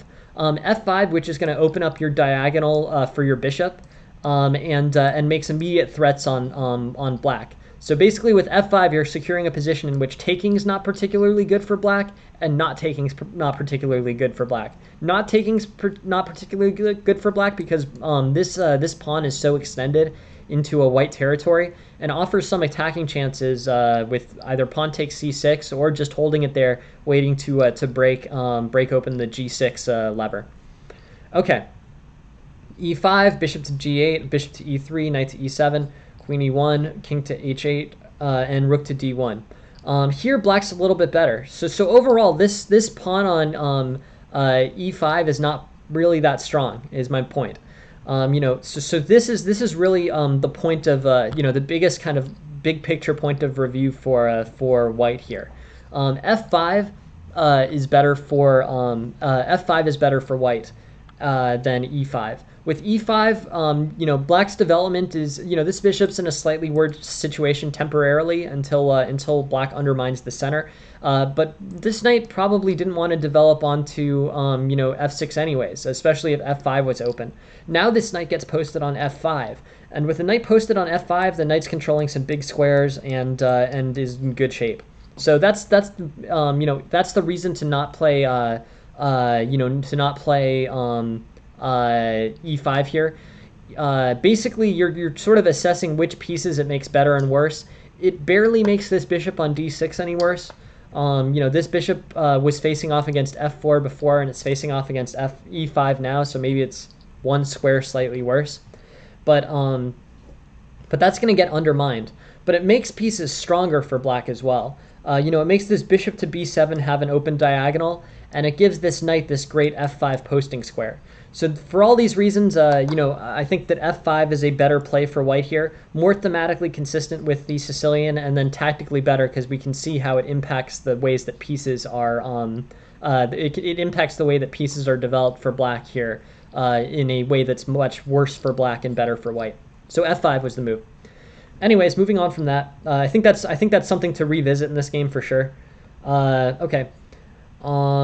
Basically, black is slightly better now. The knight posts to f5 as promised, and the white's basically black's better here. Knight to d4, f5. Okay, f5 push, the thematic one for the Grand Prix is finally here, with queen to g3. But by this point, black is much better. The engine suggests f6. Superficially, this looks pretty double-edged, but I'm sure that the engine knows that it's fine. Black here plays d5. d5 is an error because allowing f6 is really a problem. Black should not allow f6. d5, it's kind of interesting here. Okay, so f5, f6. Let's look at the other moves here. f6 is good. I think g6 is probably fine. I would be surprised if f6 is forced. But f6 is good. The thing about f6 is that it's basically attacking a pinned pawn here. It looks very double-edged, but I think overall it's definitely going to be good for black now that I look at it. So f5 is good, but d5 is an error. So f5, it's not as if white could have done anything better here. f5 advancing the kingside attack makes sense. It's just that black misses this tactic.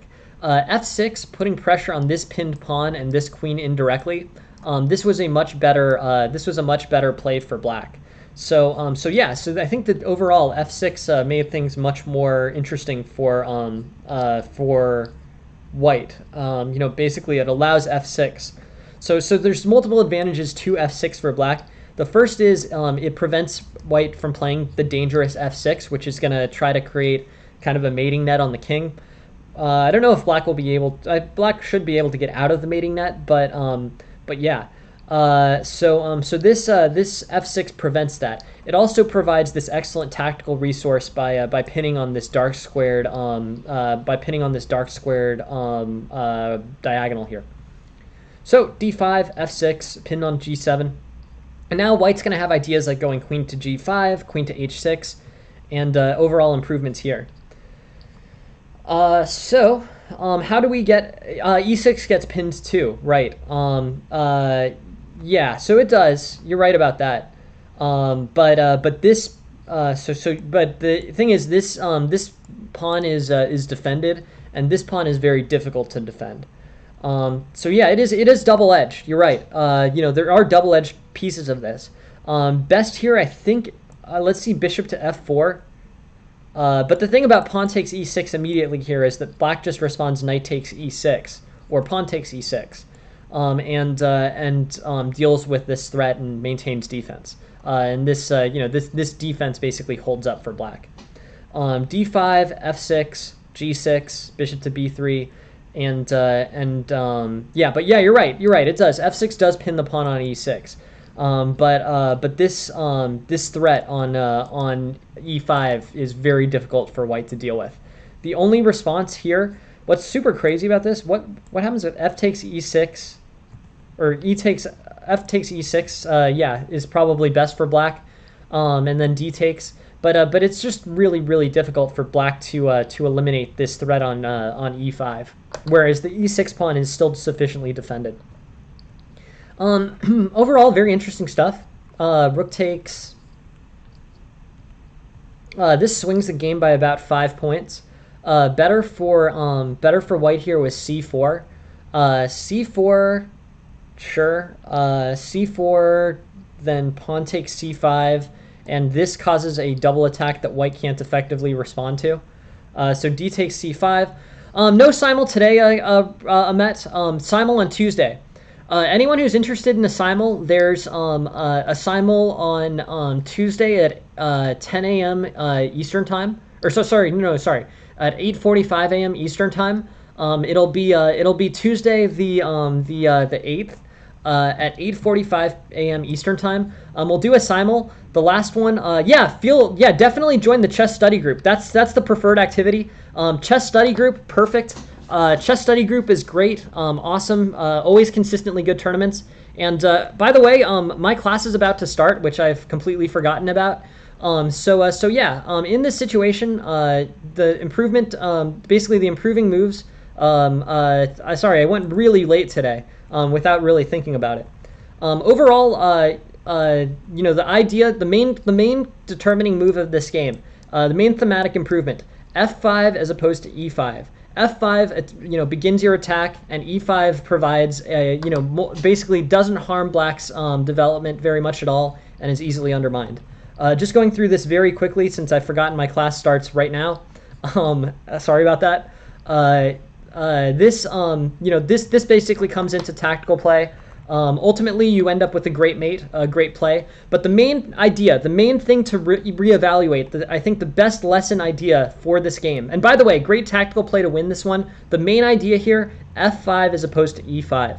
That is the thematic idea behind the Grand Prix, early pushes of F5 and starts of the attack. That's where I think you can improve this game, Harup. Study F5 as opposed to E5. E5 is too easily undermined, leads to overextension. And this is kind of embarrassing. I ran into my class that I'm about to start right now. I had forgotten about it. You guys have sent very interesting games that have made me lose track of time. Very interesting stuff, very interesting games, and thank you all very much for being here and for sending stuff. Really interesting game, Harup. The thematic improvement, E5 versus F5, should offer you good opportunities. Thanks all very much for being here. Next stream is at 9:35 p.m. Eastern tomorrow night. Tonight. 9:35 Eastern time tonight. It's about 11 and a half hours from now, and look forward to seeing you there. Thanks a lot. Thanks a lot, everyone, for sending games. I hope this was helpful. Have a good day, everyone. Thank you so much for being here. Thanks. Bye.